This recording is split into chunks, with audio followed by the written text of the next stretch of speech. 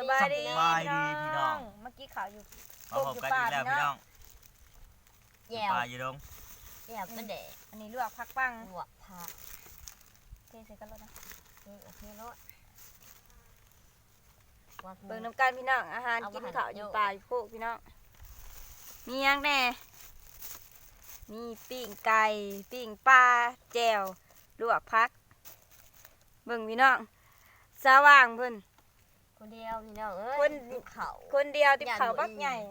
เจ้านางกับบะมุงติบหน่อยพี่น้องมาพี่น้องเมื่อกี้ข่าวเที่ยงน้ำกันพี่น้องแซ่บๆอยู่ป่าอยู่โคกอยู่ป่าเนาะ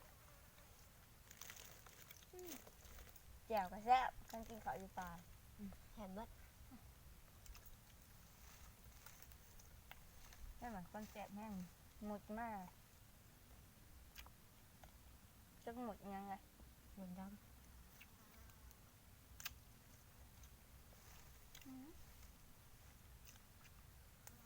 จะปลาอย่างปลากลางลายพูดแต่ว่าปลากลางลายแต่หอยน่ะมันมากปลานี่นะเพราะกลางมันลายนะยังจะเบิ่งยัง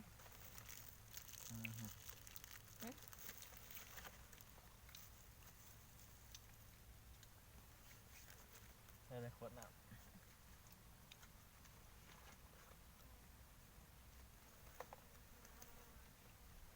มันกลางลายมันกินหนาไหมเผื่อจีใบกลางออกเผื่อจีกินคำหนึ่งโอ้มันข้องง่ายๆบ้านกินทางกลางเลยกินเนี่ยนี่จะฆ่าข้อสิหอยน่ะมันมากอันนี้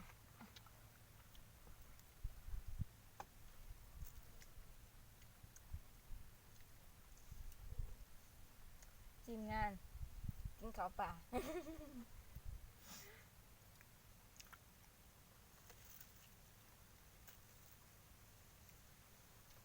มันอยู่ในป่าปลาน้ำหนึ่งน้ำมันใช่ไหม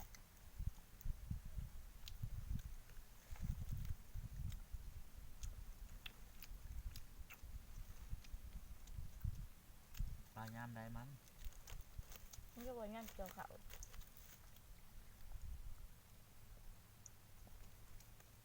กินเขาแล้ว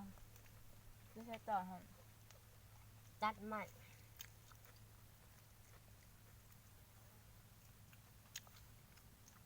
ออกกำลังกายให้กับมันบ่ร่มบ่น้ำอากาศพอดี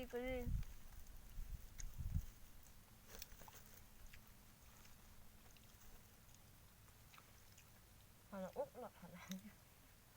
อุ๊บเนี่ยอุ๊บน้ำตานี่ปลากลางลาย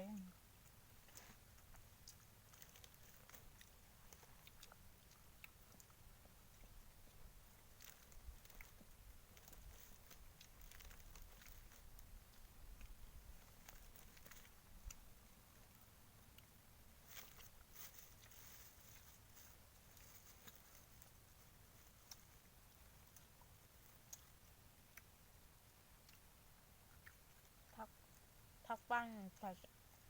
อ่อมห้องให้จุ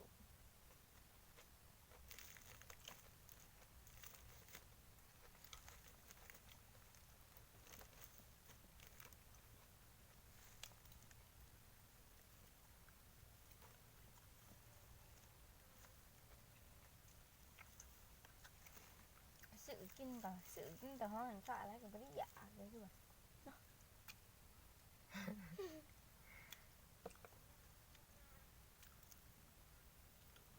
เจียวกระเด็ดแซ่บกี่ขอไปใส่แล้วไปใส่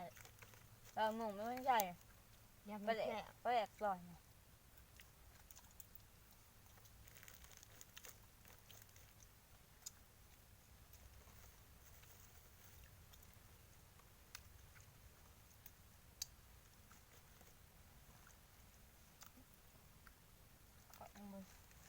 ดูใส่แล้วดูอยากใส่แล้ว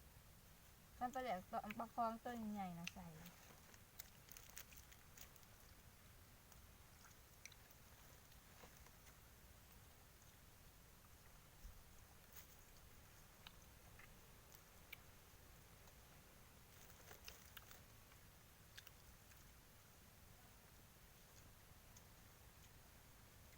ผื่อสิใบกะโอ้ยลำบากเลยกิน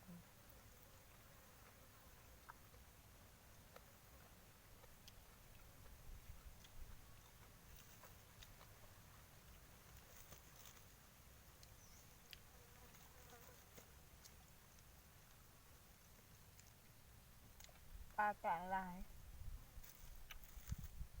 กะมันคือเป็นแหนมปลาเป็นกลางปลาเป็นแหนมโมเมนเยอะยังไงกลางปลายังจะเอิญกับบ่ถือนะจะเอิญอะไร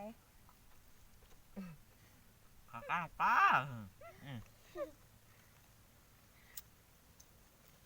เคยได้ยินบอกเขาเอิ้นกระดูกปลา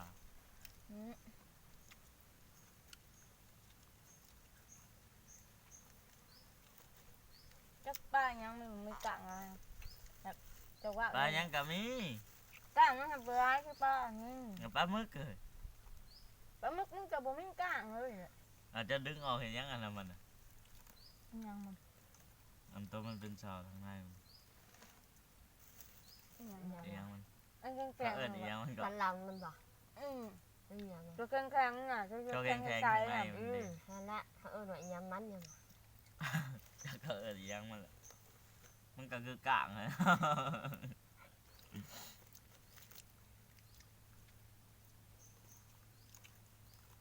ปลายังที่บ่มีกลาง มันกลางบ่ได้น่ะจักป้ายังกลาง อันนี้ไหนอะไรวะ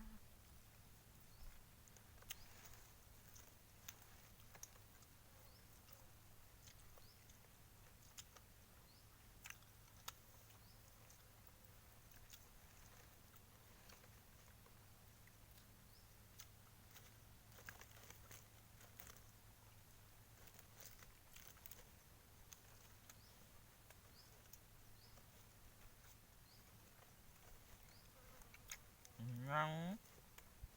ตารถอันนี้กะ นี่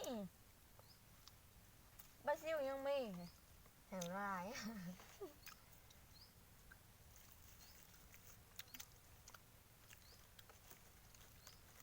ปลาดุกกลางบ่ได้ ลายคือกัก มันมีแต่อันนั้นกลางอันนั้น ปลาบูจำหน่อยกว่าไปดู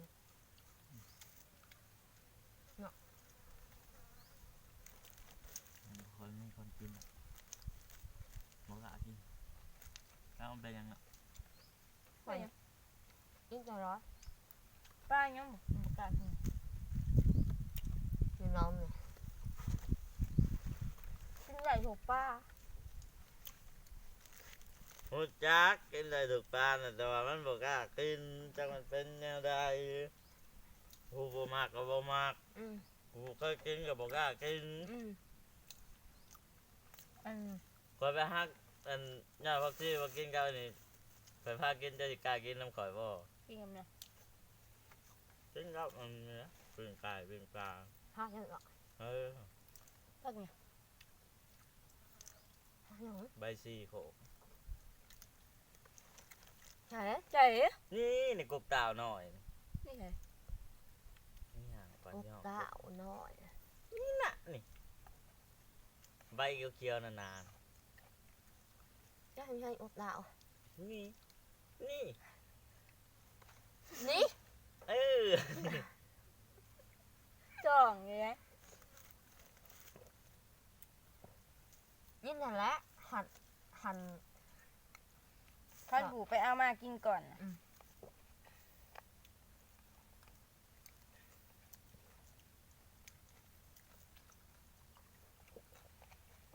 ใบยังก็กินได้หมดเลยตะโขก มันบนน้ำนี่คืออยากลงไป มันได้นอกว่าวเลยกัน ไปหากระ เนื้ แป้ อง อ่อน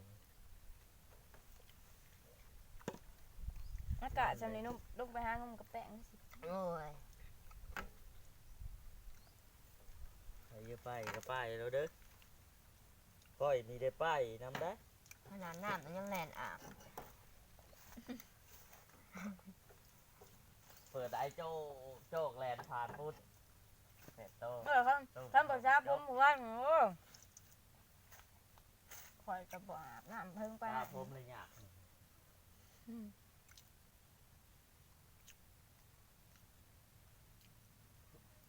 เปิดได้เลยแลนแถวห้องน้ำนะข่อยเมื่อวานนี่ เอ้าตอนเปิดแรกๆเย็นเย็นแบบแรงไปมันอุ่นบัดไปหายาถึงอ่ะตัวอยากกระด้าง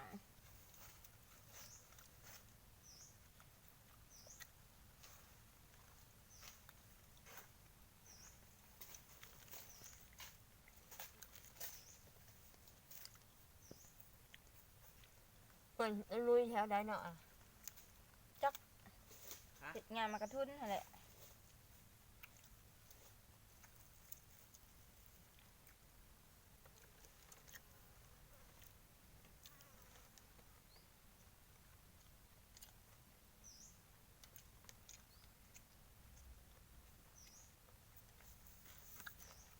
ภาษาคลิปนี้ก็ขอจบลงเพียงเท่านี้เนาะพี่น้องฝากกดไลค์กดแชร์กดกระดิ่งแจ้งเตือนเพื่อเป็นกำลังแห่งใจให้สาวนางเด้อพี่น้องพบกันคลิปหน้าโดยสบายดี